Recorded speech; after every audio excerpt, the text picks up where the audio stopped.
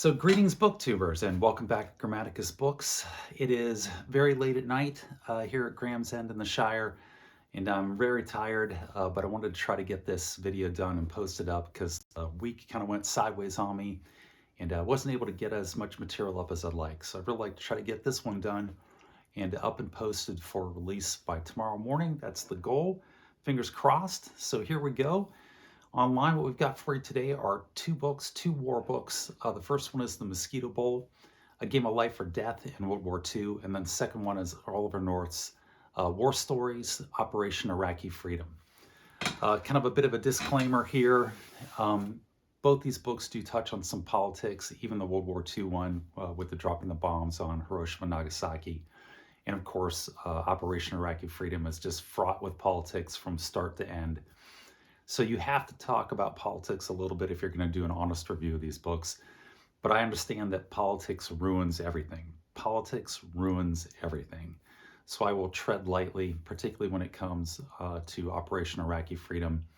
When I got out and was working as a civilian, my partner on the civilian side of the world was a former Marine recon guy. I was former military, and we disagreed with the startup to the Second Gulf War. We had a difference of opinion on it. And we actually wound up not talking to each other for 2 years over that disagreement. We were able to mend it. You know, time heals all wounds, and we did heal that wound. But I know all too well just how divisive that can be.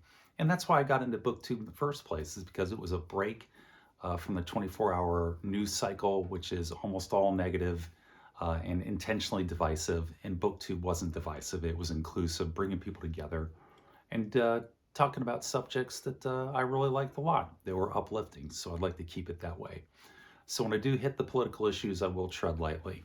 But what are the books? Let's go ahead and get into them. The first one, Mosquito Bowl by Buzz Bissinger, the guy who wrote Friday Night Lights, which was a very also award-winning book. I think it was a New York Times bestseller. And this book also had a plug from John Grisham, so it had a high standard to meet, and I'm here to tell you that I think it met that standard. The book is about the 4th and the 29th Marine Regiments on Guadalcanal. And it's 1944, Christmas Eve, Guadalcanal. And these regiments realize that they have one of the greatest collections of football talent in American history there on Guadalcanal in these two regiments. And they decide to put together a football game in order sort of to break the tension, do something semi-normal prior to their necessary invasion that's coming up of Okinawa, which would prove to be one of the bloodiest of the war. And of the 65 guys who participated in the Mosquito Bowl, 15 of them will be dead within a matter of weeks of playing the game, killed on Okinawa. And what Mr. Bissinger does is he goes into an extreme amount of detail and depth researching these 15 American Marines and their lives, their college careers, and then how it led into the military, up to the Mosquito Bowl, and then on into Okinawa, and just in a level of detail that is just stunning. And these were fantastic people. They were all pro-American athletes who had gone into the military at the outbreak of the war, and certainly would have been just, contributing leading citizens in the U.S. and probably football stars. In a lot of cases, these guys were going to be doctors and engineers when they came out, and their lives were tragically cut short by the war and in Okinawa. And the book just does a fantastic job with the level of research that he goes to reconstruct their lives and bring them back and make them flesh and blood human beings that he presents on the page in the book. And that's what really makes this book a worthwhile read. It's a great read. Bissinger does touch on the huge losses that were suffered by the Marines and the Army on Okinawa, and how that did affect Harry S. Truman's decision to drop the bomb. And Mr. Bissinger is definitely not a pro-war guy. The whole thing is written with the tone that, war is a very dirty, bloody, gruesome, and inglorious endeavor. And he's not wrong on this point at all.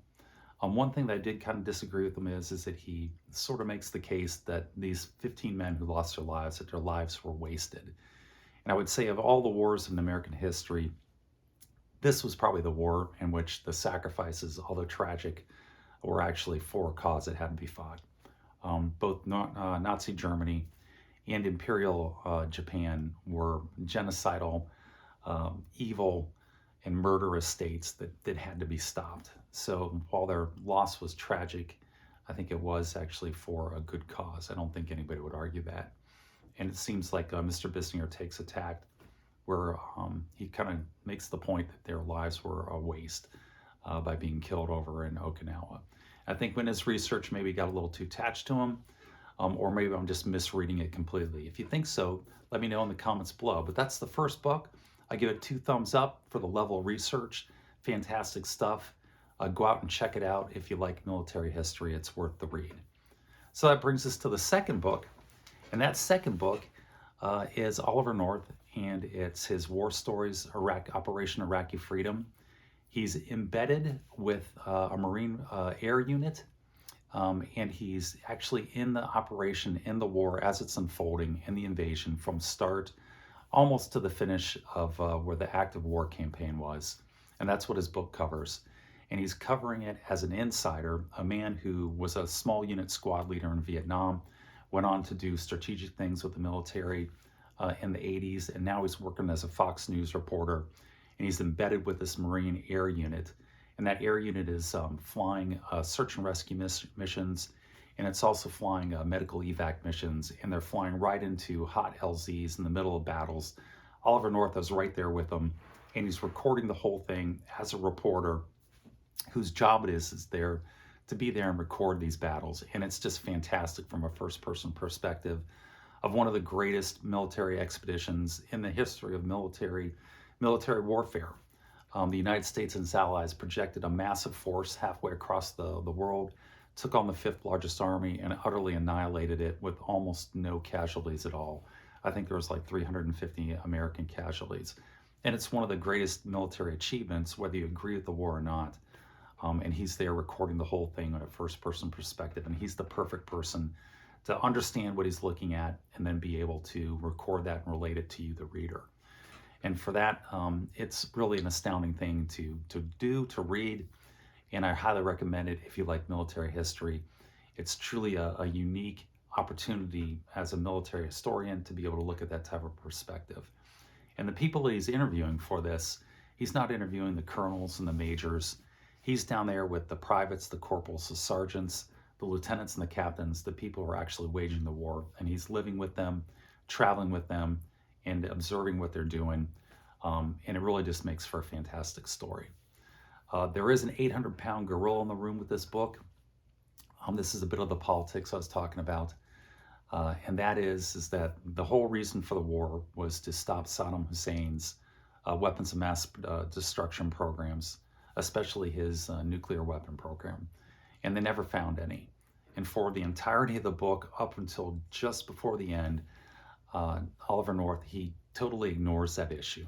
He just completely pretends it's not there. And then at the very end of the book, he sort of tap dances around it for a couple of pages, and then he moves on. And I really thought that, he would have been better served had he just tackled that issue head on. He's definitely a pro person. He doesn't have that same viewpoint as Mr. Bissinger in his book, Mosquito Bowl, where he just thinks that war is a tragic waste. Obviously, Oliver North thinks that there are wars that are appropriate and should be fought, and that the people who fight them are, professional soldiers doing their duty and doing it in a heroic manner. And in this case, they were fighting in a heroic manner, the men and women of the United States military and the coalition. But he really needed to tackle that issue of why the war was started and that they didn't find these items. And I think he would have been much better served had he actually just devoted a full chapter to the book about, the fact that they didn't get these and tackled it head on instead of skirting around the edges of it. And it would have made for a better book and maybe a little bit more of an honest book. Not that it's not an honest book, but it was sort of a glaring omission in his fleeting attempt to try to address it at the end, I think should have been expanded out a little bit more in order to make it a more well-rounded book. But those are the 2 stories. Check them out. If you like military history, you can't go wrong with either one of these books. They're both very well written. They both have a different perspective on a different era and a different time, and take a different look at the whole business of warfare, but they're both good, sort of complement each other. The Mosquito Bowl, in addition to being a war story, It's also a sports story. So it's sports and a war story all rolled into one, and it's fabulously done. And again, if you're with Culliver North as he's out there, it's really a unique experience about being with somebody from almost the start to finish of a campaign, where he's there recording the entire campaign with the people, with the cameras, with full access to it, flying in and out of these zones. And so it's really remarkable in that respect.